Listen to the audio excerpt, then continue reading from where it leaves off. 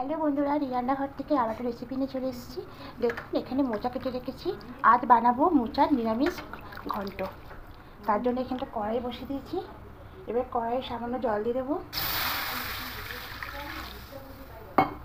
এবার এই জলের মধ্যে মোচাগুলো দিয়ে দেবো।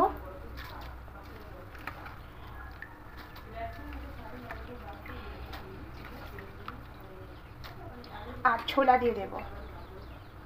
ছোলা সারা রাত ভিজিয়ে রেখেছিলাম। এইভাবে ছোলা আর মোচা দিয়ে খুব ভালো করে একটু সেদ্ধ করে নেব। আমি এখানে নুন দেবো না, লবণ ছাড়া সেদ্ধ করব। এবার ঢাকা দিয়ে এটাকে একটু সেদ্ধ করে নেব।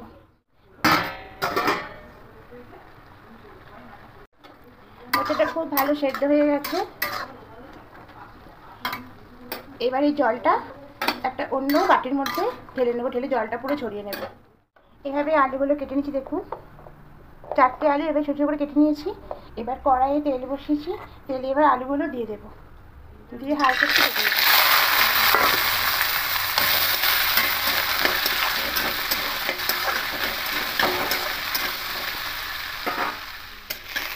আলুগুলো ভাজা ভাজা হয়ে গেছে। এবার আলুগুলো সব তুলে নেব। এবার কড়াইয়ে আর একটু তেল দিয়ে দেবো।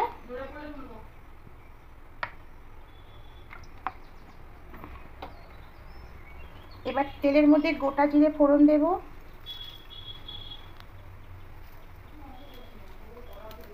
আর দুটো শুকনো লঙ্কা এভাবে চিড়ে দিয়ে দেব। আর দুটো তেজপাতা দেব।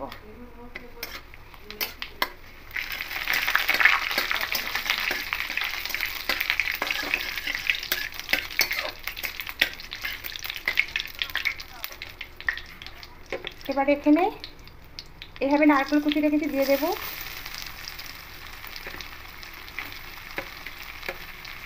দিয়ে একটু হালকা করে নারকেল কুচিটা ভেজে নেব। নারকেলটা হালকা ভাজা হয়ে গেছে। এভাবে এখানে আদা বাটা দিয়ে দেবো। 2 চামচ আদা বাটা দেবো। দিয়ে খুব ভালো করে মিশিয়ে নেব। এবার এখানে গুঁড়ো মশলাগুলো দেবো। জিরে গুঁড়ো দেবো, লঙ্কা গুঁড়ো দেবো,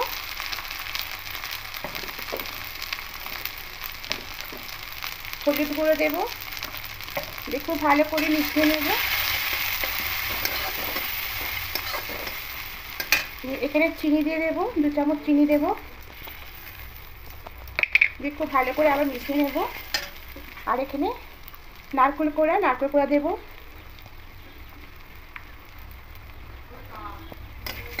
এবার ভালো করে মিশিয়ে নেব। একটু সামান্য জল দেব।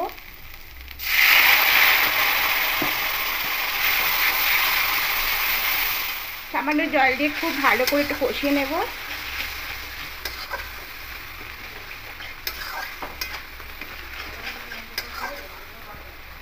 এবার এখানে ভেজে রাখা আলুগুলো দিয়ে দেবো। আর এখানে মোচা সেদ্ধ করে রেখেছিলাম, মোচা সেদ্ধটা দিয়ে দেবো। খুব ভালো করে এবার মশলার সঙ্গে সমস্ত উপকরণ কষিয়ে নেব। এবার এখানে পরিমাণ মতো লবণটা দিয়ে দেবো।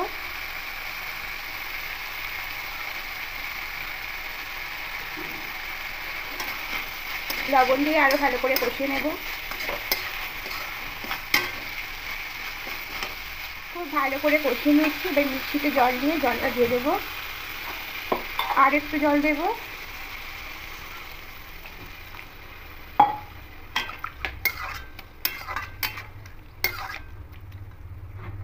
এবার ঢাকা হতে এটাকে সেদ্ধ করে দেবো। এবার ঢাকাটা খুলে নেব।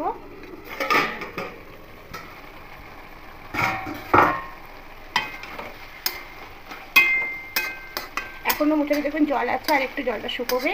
তা এইভাবে খোলা অবস্থাতে একটু নাড়াচাড়া করে এভাবে রেখে দেবো। ছোলা দিয়ে মোচার ঘন্টটা একদম রেডি হয়েছে। নারকেল আর ছোলা দিয়ে মোচার ঘন্ট একেবারে নিরামিষ। এবার এর উপর দিয়ে নারকেল কোড়া দিয়ে দেবো।